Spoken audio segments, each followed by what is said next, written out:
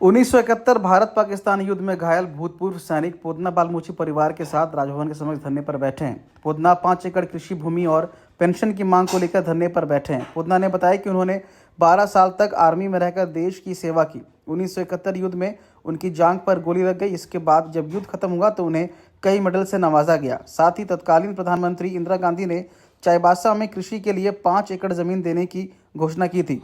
साथ ही पेंशन का दावा भी किया गया था, लेकिन जिला प्रशासन की उदासीनता के कारण आज तक उन्हें ना तो जमीन मिली और ना ही पेंशन। थक हारकर वह परिवार के साथ राजभवन के समक्ष धरने पर बैठ गए हैं। अगर यहाँ पर धरना दे रहे हैं, क्या लग रहा है? मांग कौन सी मांग नहीं पूरी हुई है? हम बताइए। अच्छा, हमने यहाँ जरा बैठे हैं, हम जो मांग किया वो मांग को नहीं पूरा कर सका। पहली बार भी हम आ चुका था, उन कागज को भी हमारा झारखंड का सरकार को हम दे चुका है। उसके बाद भी एक काम नहीं हुआ। हमारा जमीन के बारे में 5 एकड़ 1 नंबर का जमीन मिलने का आदेश आया और उस पुराना कागज में लिखा हुआ आगे का सरकार ने, तो वो काम नहीं हो पाया। उसके बाद हमारा पेंशन जो मिलने का था वो भी नहीं मिल पाया और मेरा बीवी को उनको नौकरी देने का आदेश था, कागज भी है, उसको भी नौकरी नहीं दिया और उसको कुछ पैसा मिलने का था वो भी नहीं मिला। इसलिए जो हमारा इतना अभी कितना बांग्लादेश के बाद से मेरा 50 या 52 साल ऐसे ही हो जा रहा है, फिर भी काम नहीं हुआ। हमने पहले इस चीज को पहले बोल दिया था कि आप जल्दी कीजिए। सरकार बोला कि ठीक है, हम 10 दिन के अंदर में हम एक काम कर देंगे, वो भी नहीं हुआ।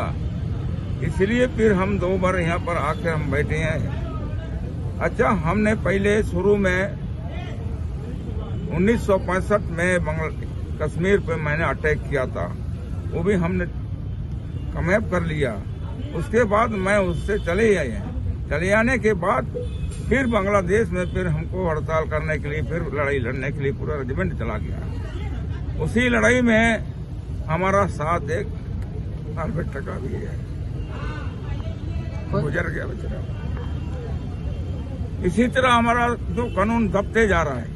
सरकार से मांग क्या कर रहे हैं? हाँ, वही मांग। हाँ। तो उसी की लड़ाई के बारे में जो पहले से था, उन मांग को पूरा करने के लिए मैं यही कह रहा हूँ कि हमारा जमीन मिल जाए और हमको पेंशन मिल जाए, तो हम इस तरह से हम निकल के चल देंगे। अगर आज फैसला नहीं हो सकेगा तो मैं यहाँ बैठे रहेंगे। तो हमारा पास कोई सरकार आ ही नहीं रहा है, लेकिन आप लोग कोई जिम्मेवार दे रहे हैं कि आप लोग ये मैसेज को तुरंत दिल्ली तक पहुंचाइए और दिल्ली से क्या सैंक्शन कर रहा है कि मेरा रोकेगा या ना रोकेगा, या देगा या ना देगा, उनको जवाब मांग रहे हैं हम। और अगर देगा तो हमको कागज लिख के ही देना पड़ेगा, नहीं तो हम नहीं मानेंगे बातों से। अगर देना चाहेगा तो कौन से डेट में देगा? कोई आश्वासन नहीं आया अभी तक? हाँ, आश्वासन कोई नहीं, अभी तक कुछ नहीं मिला? कुछ नहीं। क्या नाम है आपका? मेरा नाम है पोदना बालमूचू, 424087 सिपाही पोदना बालमूचू। मेरा भारतीय डेट 1963 का भारतीय हूँ। Thank you. हाँ, थाना झींग पानी, पोस्ट ऑफिस झींग पानी। जो सैनिक है अपनी मांगों को लेकर यहाँ पर है, कह रहे हैं कि वादा खिलाफी हो रही है। सैनिक के साथ इस तरह का भेदभाव क्या कहें? देखिए, ये बहुत ही दुर्भाग्यपूर्ण घटना है।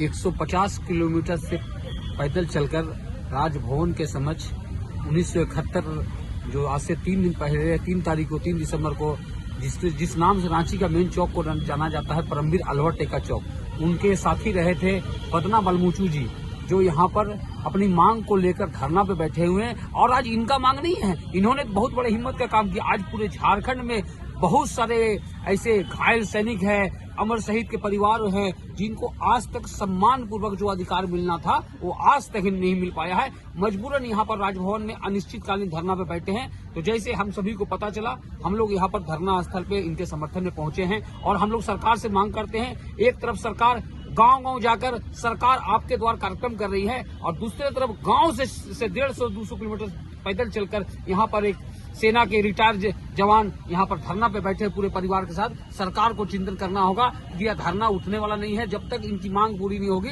इस धरना के साथ पूरा राष्ट्रीय युवा शक्ति परिवार भी इस धरना के साथ खड़ा रहेंगे और सरकार को इनके जो मांग है और भी अमर शहीद का मांग है और भी घायल सैनिकों का जो मांग है उस मांग को जल्द से जल्द पूरा कराने का मांग को लेकर हम लोग भी इनके धरना में अनिश्चितकालीन साथ में बैठेंगे।